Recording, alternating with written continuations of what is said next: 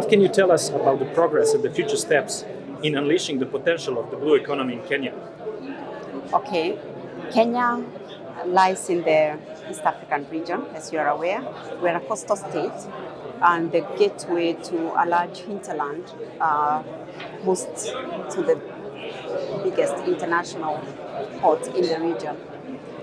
The blue economy is a new concept that Kenya has adopted and is formed part of the government's number one agenda. Its development in terms of infrastructure. It's been increasingly seeing a lot of investment in that area in order to create the right environment for investment and for facilitation of the blue economy. As you are aware, the Mombasa Port, as it is called, is the gateway to the Eastern and Central African region, and therefore we play a big role and we have a big responsibility in ensuring the sustained economic development of almost up to 200 million people. Some of the critical infrastructure that the government is undertaking is the development of railway system for quicker evacuation of cargo from the port to the hinterland. That is ongoing at a very accelerated rate.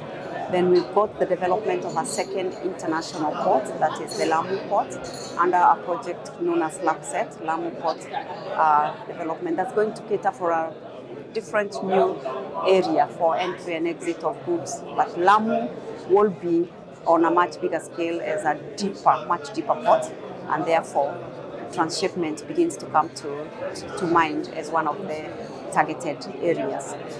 Then capacity building is also at the key of the government's agenda because of the creation of jobs, particularly for our bulging youth population, and also giving the youth the tools and the skills to be able to participate in international shipping. So those are just some of the few things that we are doing. We also at the Port of Mombasa, in Kenya, are leading, we are hosting the Maritime Technological Training Center for Africa, which is one of the tools that's being used for climate change action in order to reduce or mitigate the effects of shipping in the cities, and particularly the port city, and greenhouse gas emission reduction. So MTCC Africa is undertaking a few pilot projects towards this area in terms of data collection, but all geared towards the reduction of greenhouse gas emissions from the shipping and maritime sector. These are some of the things that we are doing. Within the Kenyan maritime industry, Yeah.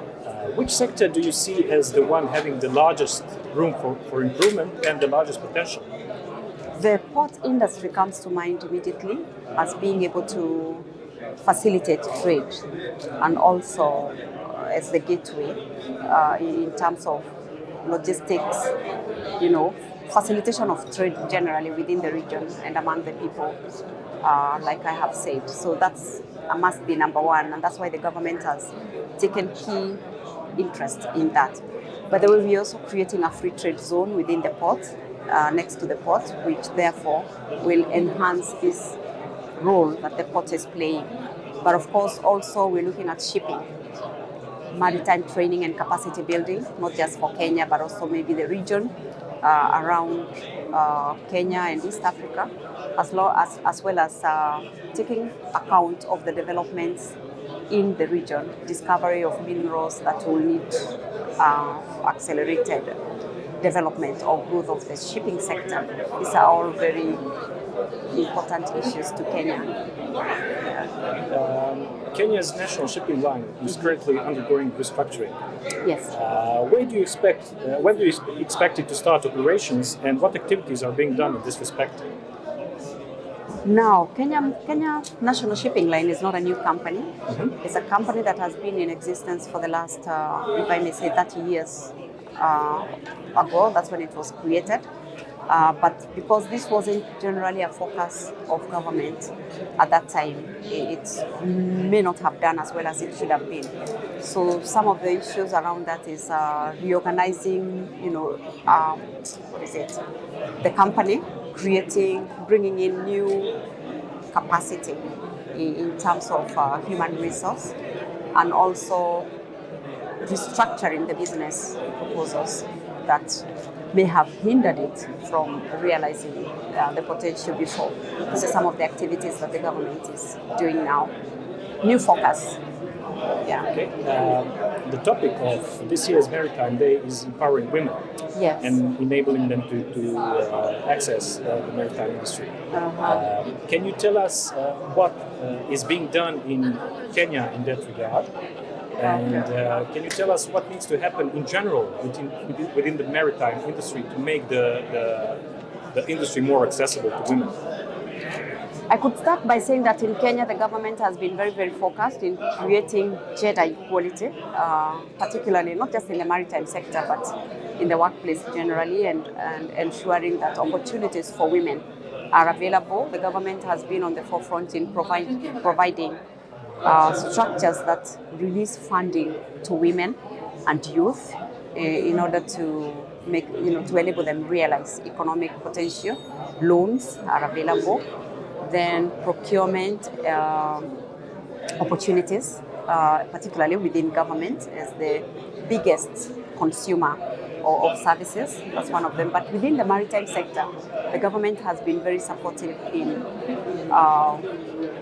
for example, the networks that enable women to get as much knowledge and information as possible, because we realize that one of the biggest drawbacks is because it's an area that young people, particularly girls, do not identify as one of a place where they can get careers.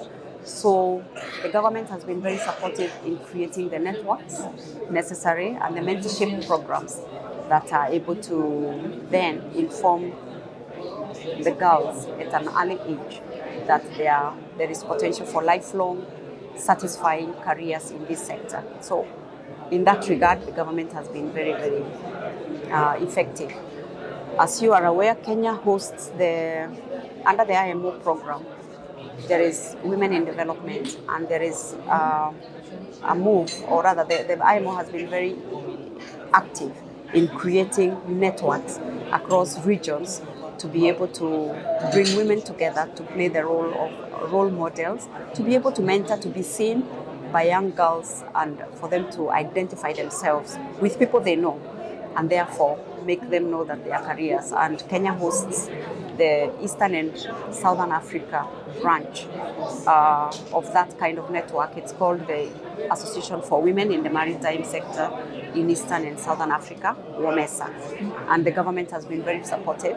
The government has also been very quick or very visible in appointing women who become role models, like myself, to be able then to speak, to walk the talk, and for girls to see that this is possible and identify with somebody they know. I think these are some of the issues.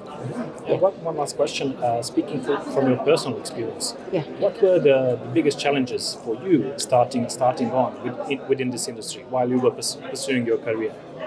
The disbelief that women know or can do something in the sector. I remember one of the first questions I was asked, because I'm a lawyer, I'm not a seafarer. And I remember one of the questions I was asked, because I can't qualify to be a spanner boy on a ship, what can I do? So these are basically cultural mindsets that believe that the maritime sector is a preserve for men. And I would say that's the biggest drawback. Then the other one is the home front. Women are generally associated as being homemakers.